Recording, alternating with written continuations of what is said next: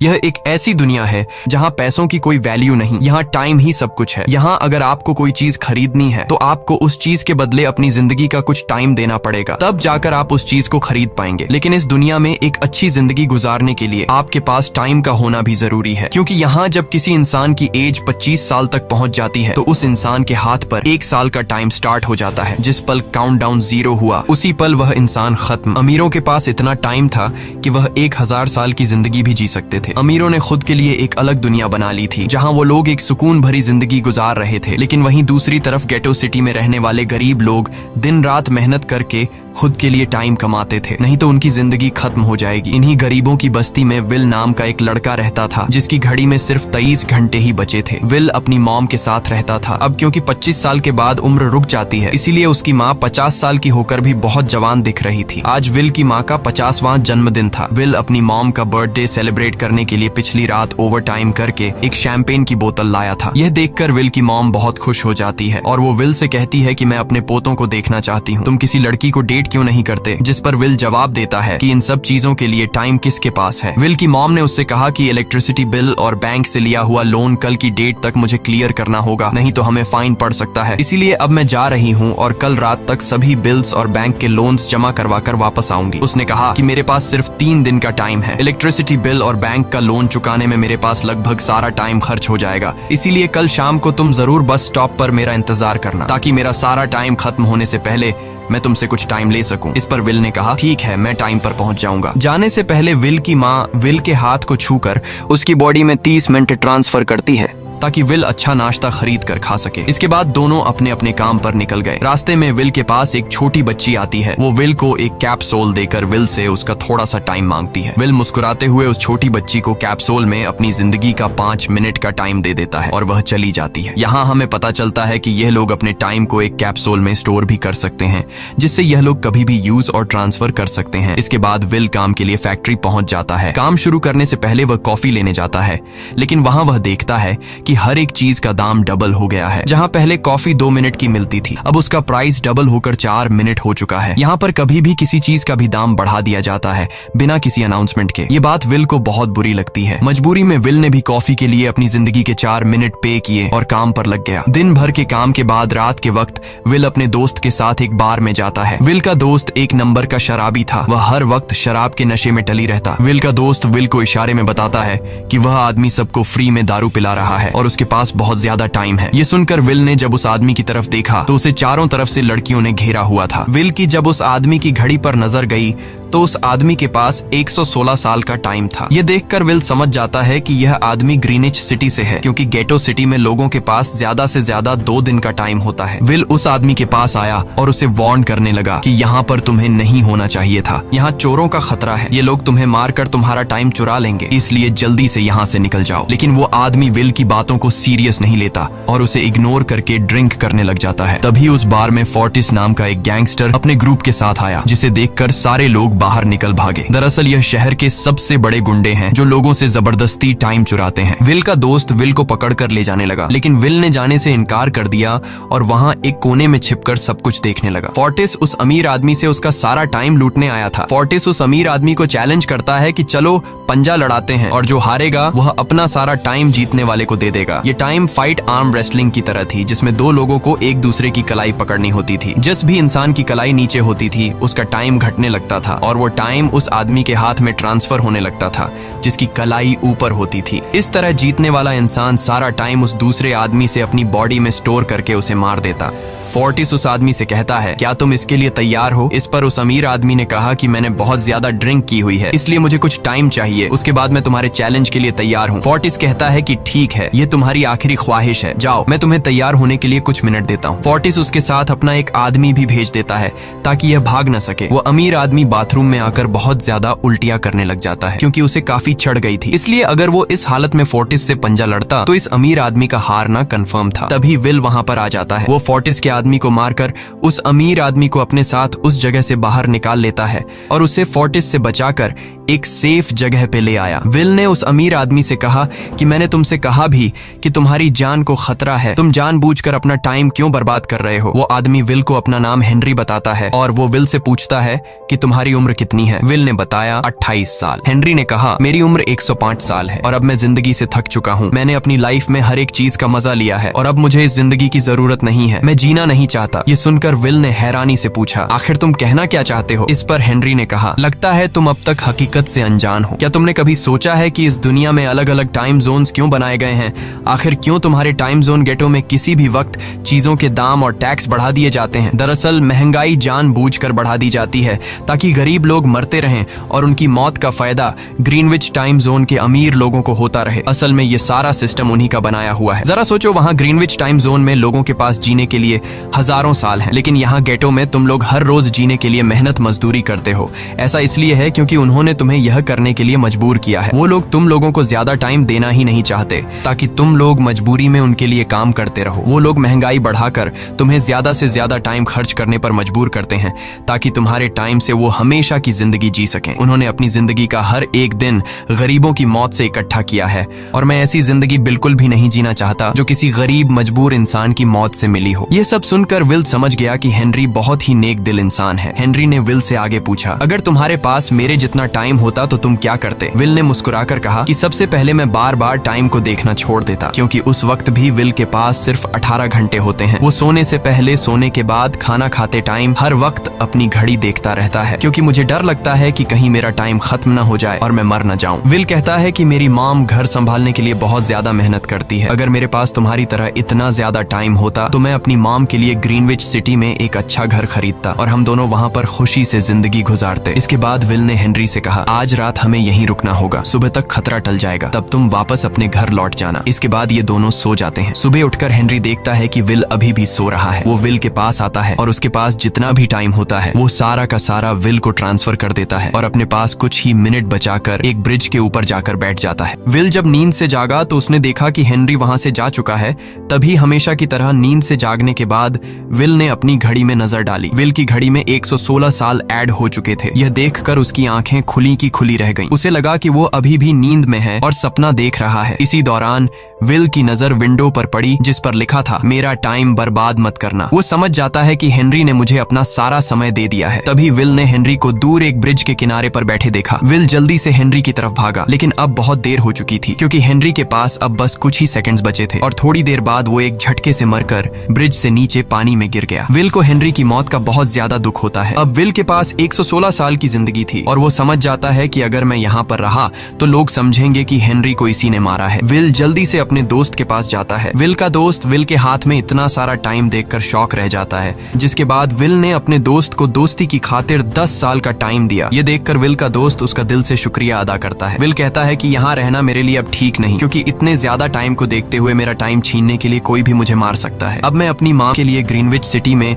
एक अच्छा सा घर खरीद सकता हूँ और वहाँ पर एक सेफ लाइफ गुजारूंगा। जिसके बाद विल अपने दोस्त को गुड बाय कहकर वहाँ से निकल जाता है और सीधा उस बस स्टॉप पर जाकर मॉम का इंतजार करने लगता है, जहाँ 2 दिन पहले उसकी मॉम ने उससे कहा था कि मैं इलेक्ट्रिसिटी का बिल और बैंक का लोन चुकाकर इस बस स्टॉप पर पहुंचूंगी। दूसरी तरफ विल की मॉम सारे लोन और बिल्स भरने के बाद घर लौटने के लिए बस में चढ़ी, पर तभी उसे पता लगा कि एक ही दिन में बस की टिकट के दाम डबल हो गए थे। पहले जहां टिकट 1 घंटे में आती थी वहीं अब प्राइस 2 घंटे हो गया था। ये देखकर विल की मॉम बहुत ज्यादा परेशान हो जाती है क्योंकि विल की मॉम के पास सिर्फ 1.5 घंटा बचा था। विल की मॉम बस ड्राइवर से रिक्वेस्ट करती है कि अगले स्टॉप पर मेरा बेटा उसे बाकी का टाइम दे देगा, लेकिन बस ड्राइवर ने साफ इनकार कर दिया और कहा कि अगर टाइम नहीं है तो फिर पैदल चली जाओ। लेकिन विल की मॉम को पता था कि अगला बस स्टॉप बहुत दूर है, अगर वह पैदल भी जाती है तो उसे पहुंचने में 2 घंटे लगेंगे। उस वक्त बस में ढेर सारे पैसेंजर्स सवार थे। विल की मॉम ने उनसे भी रिक्वेस्ट की पर किसी ने भी उनकी मदद नहीं की। इतने में ही बस वहां से निकल गई। विल की मॉम रेचल के पास ज्यादा टाइम नहीं बचा था, इसलिए वह दौड़ती हुई पैदल घर की तरफ भागने लगी। दूसरी तरफ विल अपनी मॉम के लिए फूलों का गुलदस्ता लिए बस स्टॉप पर उनका इंतजार कर रहा था, क्योंकि आज उसे अपनी मॉम का बर्थडे सेलिब्रेट करना था। बस जब उस स्टॉप पर पहुंची तो कई सारे पैसेंजर्स उतर आए, पर उनमें से विल की मॉम नहीं थी। विल यह देखकर परेशान हो जाता है और उसे समझ आ गया कि जरूर उसकी मॉम मुसीबत में है। वह उसी वक्त अपनी मॉम की तलाश में भागा। उधर रेचल के पास अब कुछ ही मिनट बचे थे। वह रास्ते में आने वाली गाड़ियों और लोगों के घरों का दरवाजा पीट पीट कर आकर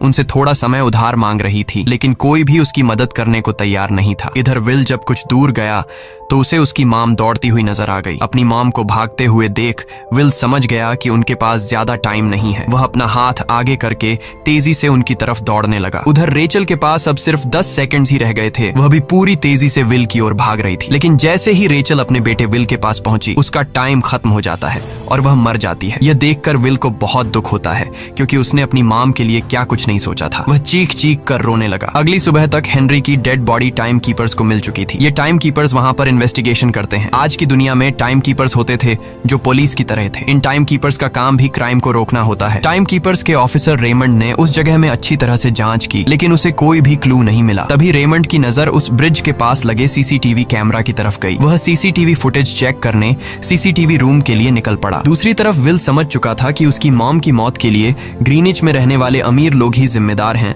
जिन्होंने गेटो शहर के लोगों को एक एक सेकंड का मोहताज बना दिया है। अब विल उनसे बदला लेने ग्रीनिच की तरफ निकल पड़ा और यहाँ से होती है असल कहानी शुरू। ग्रीनविच सिटी में एंटर होने के लिए विल को 1 साल का टाइम खर्च करना पड़ा और ग्रीनिच सिटी जा पहुंचा। वहां जब विल ने अमीर लोगों का लाइफस्टाइल देखा तो उसकी आंखें खुली की खुली रह गईं। वहां लोगों के पास इतना टाइम था कि वो लोग मरने का नाम तक भूल गए थे। यहाँ पर अमीर लोग के बॉडीगार्ड के पास भी 100 साल से भी ज्यादा का टाइम था। ये देखकर विल गुस्से से लाल हो जाता है, क्योंकि विल जिस शहर से आया था वहाँ पर लोगों के पास सिर्फ 24 घंटे की जिंदगी थी। विल वहाँ एक महंगे होटल में रुकता है। खाना खाते दौरान एक बहुत ही खूबसूरत लड़की विल को देखती है, जैसे उसे विल पसंद आ गया हो। दूसरी तरफ टाइम कीपर रेमंड हेनरी की मौत के वक्त का सीसीटीवी फुटेज चेक कर रहा था। तभी उसे फुटेज में विल दिखाई देता है। हालांकि कैमरा ने हेनरी को ब्रिज से गिरते हुए रिकॉर्ड नहीं किया था, लेकिन उस फुटेज में विल ब्रिज के पास खड़ा नजर आ रहा था, जिससे रेमंड को विल पर शक होने लगा। इसलिए रेमंड ने अपनी टीम को विल के बारे में जानकारी इकट्ठा करने को कहा। रिसर्च के दौरान टाइम कीपर्स को यह बात पता चल जाती है कि विल नाम का एक आदमी बहुत सारा टाइम खर्च करके ग्रीनविच सिटी में एंटर हो गया है, जिससे रेमंड को यह बात कंफर्म हो जाती है कि विल ने ही हेनरी को मारा है। रेमंड उसी वक्त अपनी टीम के साथ ग्रीनविच शहर की ओर रवाना हो गया। दूसरी ओर ग्रीनविच शहर में विल एक कैसीनो में आया, जहाँ कुछ अमीर लोग पोकर खेल रहे थे। विल भी उनके साथ बैठ जाता है। एक नए आदमी को देखकर ये लोग उस पर हंसने लगते हैं, लेकिन विल गैम्बलिंग में माहिर था। आज उसके लिए अमीरों से पैसे निकालने का सबसे अच्छा मौका था। विल ने फिलिप नाम के एक रईस आदमी के साथ पोकर की बाजी खेली। फिलिप यहाँ का सबसे रईस इंसान है। उसके पास खुद का एक टाइम बैंक है जो लोगों को लोन पर टाइम देता है। फिलिप के साथ उसकी डॉटर भी बैठी होती है। यह वही लड़की है जो कुछ देर पहले विल को गौर से देख रही थी। गेम जब शुरू हो जाती है तब विल अपनी लाइफ का सारा टाइम दांव पर लगा देता है और अपनी माइंड के बदौलत वो फिलिप से 1100 साल जीत जाता है। यह देखकर फिलिप की बेटी सिल्विया विल से काफी ज्यादा इम्प्रेस हो जाती है। उसने विल को कल रात अपने घर पार्टी पर इनवाइट किया। फिर अगली शाम विल एक नई नवेली कार खरीदकर फिलिप की पार्टी में जा पहुंचा। वहीं पार्टी के दौरान विल और सिल्विया डांस करने लगते हैं और सिल्विया मन ही मन विल को दिल दे बैठी। वो अपनी दिल की बात विल से करने ही वाली थी कि तभी टाइम कीपर रेमंड अपनी टीम के साथ वहां पहुंचता है और विल को पकड़ लेते हैं। विल को खूनी समझकर सिल्विया भी उससे नाराज हो गई। रेमंड ने सबसे पहले विल का सारा टाइम उससे छीनकर सिर्फ 2 घंटे दिए। उसके बाद वो विल को हेनरी के खून के इल्जाम में गिरफ्तार करने लगा। रेमंड विल से पूछता है कि तुमने हेनरी को क्यों मारा। विल उसे कहता है कि मैंने उसे मारा नहीं था, बल्कि वो खुद जीना नहीं चाहता था, इसलिए उसने मुझे 116 साल दिए और बाद में उसने खुद की जान ली। लेकिन रेमंड विल की बात पर यकीन नहीं करता। विल समझ जाता है कि रेमंड मुझे हेनरी के झूठे केस में फंसाकर उम्र भर कैद के लिए मुझे जेल में डाल देगा। इसलिए वह मौका देखते ही रेमंड के आदमियों को मारकर खुद को आजाद कर लेता है और उनकी बंदूक लेकर सिल्विया को बंदी बना लिया। सिल्विया को ढाल बनाकर विल उसे साथ लेकर भाग निकला और रेमंड और उसके आदमियों को चकमा देता हुआ वापस गेटो शहर आ पहुंचा। इस दौरान विल के पास टाइम काफी कम बचा था। उसने सिल्विया से कुछ टाइम उधार मांगा, लेकिन सिल्विया ने उसे 1 सेकंड भी देने से इनकार कर दिया, क्योंकि वह भी उसे हेनरी का खूनी समझ रही थी। इसलिए वो और तेजी से गेटो शहर की तरफ कार दौड़ाता है ताकि वहां पहुंचकर किसी से टाइम उधार ले सके। जल्दबाजी में उसका ध्यान आगे सड़क पर बिछी कंटीली तारों पर नहीं पड़ता, जिससे टकराते ही विल की कार ब्रिज से नीचे गिर जाती है। इस एक्सीडेंट में विल और सिल्विया बेहोश हो गए। असल में रास्ते में वह कांटे फोर्टिस और उसकी गैंग ने बिछाए थे। फोर्टिस ने देखा कि सिल्विया के पास 10 साल का टाइम था। वो सिल्विया का सारा टाइम चुरा कर वहां से निकल जाते हैं। इतने में ही विल और सिल्विया को होश आया। सिल्विया ने जब अपने हाथ की तरफ देखा तो वो परेशान हुई, क्योंकि उसके पास सिर्फ 30 मिनट ही बचे थे और विल के पास भी कुछ मिनट ही बचे थे। पर फिर भी उसने सिल्विया को अपने कुछ मिनट दिए, जिससे इन दोनों का टाइम बराबर हो गया। इसके बाद विल सिल्विया को लेकर जल्दी से अपने दोस्त के घर जाता है, जिसे उसने 10 साल दिए थे। जब उसके दोस्त की वाइफ ने दरवाजा खोला और उसने विल को देखा तो उसने विल से नाराजगी जताते हुए कहा, तुम्हारे दिए हुए 10 साल ने मेरे हस्बैंड की जान ले ली। उसने सारा टाइम शराब में उड़ा दिया जिससे उसकी मौत हुई। ये सुनकर विल मायूस हो गया, लेकिन अब इन दोनों के पास भी ज्यादा टाइम नहीं था। अगर यह दोनों जल्दी से कुछ नहीं करते तो इनकी भी मौत पक्की थी। तभी विल ने सिल्विया के कानों में ईयरिंग देखी जो हीरे की थी। उसे बेचकर विल और सिल्विया को 2 दिन का टाइम मिल गया। इसके बाद विल सिल्विया को लेकर फोन बूथ पर आया। उसने सिल्विया के पिता फिलिप को कॉल किया और बताया कि उसकी बेटी अब तक सही सलामत है। उस वक्त रेमंड भी फिलिप के पास ही मौजूद था और विल को भी पता था कि रेमंड भी वहाँ मौजूद है। विल ने सिल्विया को छोड़ने के बदले 10,000 साल का टाइम मांगा और वो 10,000 साल टाइम बैंक के जरिए गरीब लोगों में बांटने को कहा और कल सुबह तक का टाइम दिया। हालांकि फिलिप के लिए यह रकम कुछ भी नहीं थी, पर फिलिप किसी भी कीमत पर गरीबों को टाइम नहीं देना चाहता था। इधर विल सिल्विया को अपने घर ले आया जहां पर दोनों सुबह होने का इंतजार कर रहे थे। इसी दौरान सिल्विया ने विल से पूछा कि उसकी फैमिली कहाँ है। इस पर विल ने बताया कि पिछली रात ही टाइम न होने की वजह से मेरी माँ की डेथ हुई। ये सुनकर सिल्विया को बहुत बुरा लगता है और उसे एहसास होता है कि यहाँ गरीब लोग हर पल मौत के डर में जीते हैं। उन्हें एक दिन का टाइम कमाने में कितनी मेहनत करनी पड़ती है। अगली सुबह बैंक खुलते ही विल और सिल्विया खिड़की से बैंक पर नजर रखने लगे, लेकिन बैंक ने गरीबों में टाइम नहीं बांटा। सिल्विया यह देखकर बहुत मायूस हो गई कि टाइम के आगे उसके पिता के लिए अपनी बेटी की भी कोई कीमत नहीं थी। अब सिल्विया को समझ आ गया कि उसके पिता सिर्फ बिजनेसमैन नहीं है, बल्कि वो इस सिस्टम के हेड हैं। वो गरीब लोगों की मौत से अपनी जिंदगी के साल जमा करते हैं। सिल्विया को यूं मायूस देखकर विल ने उसे वापस घर भेजने का फैसला किया। वो उसे फोन बूथ पे ले आया और अपने पिता को कॉल करके अपने लिए मदद बुलाने को कहा। इस दौरान विल सिल्विया को वेपन भी दे देता है ताकि वो खुद की हिफाजत कर सके। इधर सिल्विया फोन पर अपने पिता से बात कर रही थी कि तभी टाइम कीपर रेमंड चुपके से वहां आ पहुंचा और विल पर गन तान दी। रेमंड विल पर गोली चलाने ही वाला था कि तभी सिल्विया ने रेमंड को देख लिया और घबराहट में रेमंड पर गोली चला दी। ये देख विल घबरा कर रेमंड के पास आया। हालांकि वो गोली रेमंड के हाथ को छू कर निकल गई थी। रेमंड के हाथ से बहुत खून निकल रहा था। विल ने रेमंड की घड़ी देखी। रेमंड के पास सिर्फ 2 घंटे बचे थे। दरअसल टाइम कीपर्स को भी सैलरी के तौर पर हर रोज 1 दिन का ही टाइम मिलता था। विल समझ गया कि जब तक रेमंड के पास उसके टीम वाले पहुंचेंगे तब तक रेमंड का ज्यादा खून बहने की वजह से उसकी मौत हो गई होगी। इसलिए विल रेमंड को 2 घंटे का टाइम देते हुए रेमंड की कार को लेकर वहां से निकल गया। रेमंड को गोली मारकर अब सिल्विया भी क्राइम लिस्ट में आ चुकी थी। हालांकि विल ने सिल्विया से कहा कि वो अभी इन सब से निकल सकती है, लेकिन ग्रीनिच में सिल्विया की जिंदगी पिंजरे में कैद पंछी की तरह थी। उसके पिता फिलिप ने उस पर बहुत सारी पाबंदियां लगा दी थीं, पर यहाँ आकर उसे आजादी का एहसास हो रहा था क्योंकि यहाँ वो अपनी मर्जी की मालिक थी और सिल्विया समझ जाती है कि यहाँ पर लोगों के साथ गलत हो रहा है। अब वह भी गरीबों को उनका हक दिलाने में विल के साथ थी। विल और सिल्विया ने मिलकर अमीरों को लूटना शुरू कर दिया। सिल्विया जो कि ग्रीनिच सिटी के चप्पे चप्पे से वाकिफ थी, इसलिए इन दोनों ने प्लान बनाया कि वो ग्रीनिच सिटी में बैंक से टाइम कैप्सूल चुराएंगे और उनको गरीबों में बांट देंगे। सिल्विया ने सबसे पहले अपने पिता फिलिप के कई सारे बैंक्स में डाका डाला क्योंकि फिलिप ने गरीबों की मौत से वह सारा टाइम इकट्ठा किया था। इन दोनों ने तिजोरी से सभी टाइम कैप्सूल एक बैग में पैक करके वहां से निकल गए और उन्हें गरीबों में बांटने लगे। इतनी बड़ी चोरी करने के बाद अब सरकार भी इन दोनों से तंग आ चुका था, इसीलिए सरकार ने इन दोनों के सर पर 10 साल का टाइम इनाम रख दिया। ये खबर सुनते ही गैंगस्टर फोर्टिस अब इन दोनों को कुत्ते की तरह ढूंढने लगा, लेकिन विल और सिल्विया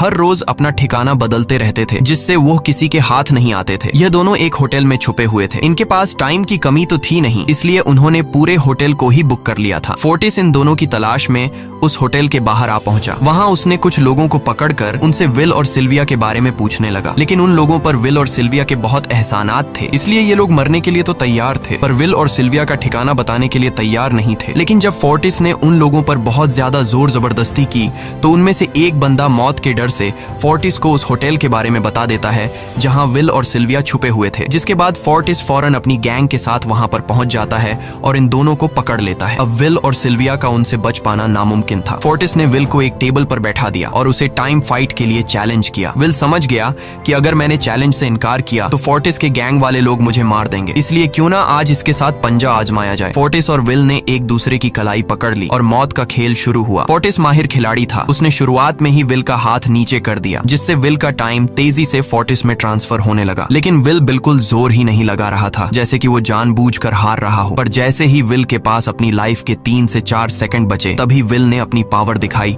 और एक झटके से फोर्टिस का हाथ नीचे कर दिया। फोर्टिस की आंखें खुली की खुली रह गईं। वो पूरा जोर लगाकर अपना हाथ ऊपर करने की कोशिश कर रहा था, लेकिन विल की ताकत के आगे वो ढीला पड़ चुका था। ये देख फोर्टिस के आदमियों का ध्यान फोर्टिस की घड़ी पर अटक गया। अब उनका बॉस मरने वाला था। इतने में ही मौका पाकर विल ने अपने जूते से गन निकाली और पलक झपकते ही फोर्टिस के सारे आदमियों को शूट कर दिया, क्योंकि अगर वो ऐसा नहीं करता तो वो लोग उसे मार देते। इसी के साथ फोर्टिस का टाइम 0 हो गया और वह भी मारा गया। विल और सिल्विया जल्दी से वहां से भाग निकले। इसी दौरान उन्होंने देखा कि अमीरों ने सारा खेल पलट दिया था। विल और सिल्विया ने गरीबों में जितना भी टाइम बांटा था उसकी वैल्यू अब कुछ भी नहीं रही थी, क्योंकि अमीरों ने महंगाई के दर को कई गुना बढ़ा दिया था। यह देख विल हारा हुआ महसूस करने लगा और उसे लगा कि मैं कभी भी इन गरीबों को उनका हक नहीं दिला सकूंगा। उसने सिल्विया से कहा कि अब सब खत्म हो चुका है। अगर वो लोगों में 1000 साल भी बांट दें तो अमीर लोग महंगाई को और ज्यादा बढ़ा देंगे, जिससे लोगों की हालत कभी नहीं सुधर पाएगी। सिल्विया ने कहा कि कोई तो रास्ता होगा। इस पर विल ने कहा कि हमें लाखों साल चुराकर इन लोगों को देने होंगे, तब जाकर हम लोग महंगाई को कंट्रोल कर सकते हैं। हालांकि यह इतना आसान नहीं था, पर सिल्विया ने इसके लिए एक प्लान सोच रखा था। अगली ही सुबह जब फिलिप अपने बॉडीगार्ड्स के साथ ऑफिस पहुंचा, तभी सिल्विया वहां आई और उसने अपने पिता से कहा कि वो सरेंडर करना चाहती है। तब सारे गार्ड्स ने सिल्विया पर गन तान दी, लेकिन तभी वहां पीछे से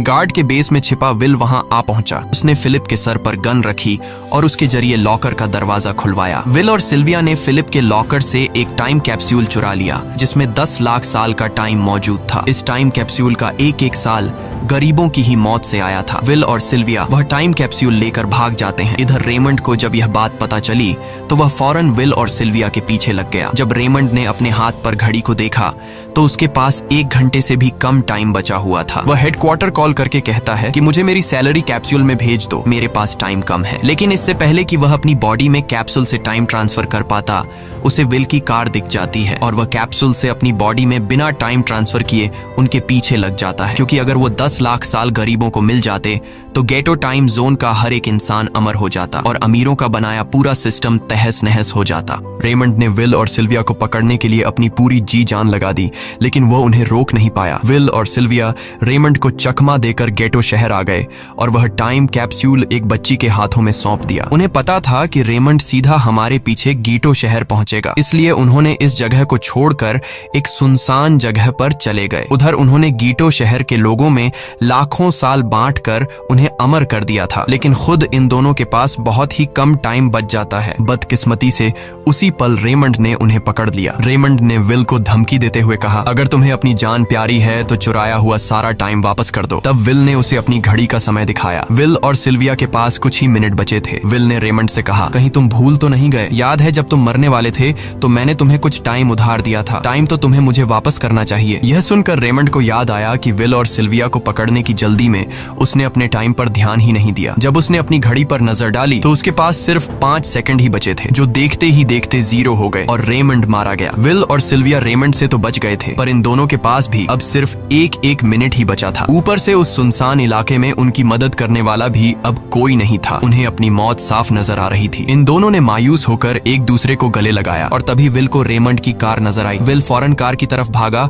और वहां पहुंचकर उसने रेमंड की सैलरी का टाइम अपनी घड़ी में ट्रांसफर कर दिया। इसके बाद वह सिल्विया को भी टाइम देने उसकी ओर भागने लगा। सिल्विया भी तेजी से विल की ओर दौड़ रही थी। सिल्विया के पास कुछ ही सेकंड्स बचे हुए थे। यह बिल्कुल उसी तरह का पल था जिस तरह से विल ने अपनी मॉम को खोया था। विल ने अपनी मॉम को तो खो दिया था, पर सिल्विया को नहीं खोना चाहता था। विल सिल्विया के बिल्कुल करीब ही था, पर तभी सिल्विया विल की बाहों में गिर पड़ी। लकीली विल ने सही वक्त पर सिल्विया का हाथ थाम लिया था, जिससे उसकी जान बच गई। विल और सिल्विया की बदौलत अब डेटन शहर के सारे लोग अमर हो चुके थे। अब उन्हें 1-1 घंटे कमाने के लिए फैक्ट्रीज में काम करने की जरूरत नहीं थी। वह सभी अपने सपनों को पूरा करने ग्रीनिच शहर की ओर निकल पड़े, जिससे अमीरों का बनाया सारा सिस्टम फेल हो गया। वहीं इसी के साथ यह कहानी खत्म हो जाती है। अगर आपको वीडियो अच्छी लगी हो तो हमारे चैनल को सब्सक्राइब और वीडियो को लाइक जरूर कीजिएगा।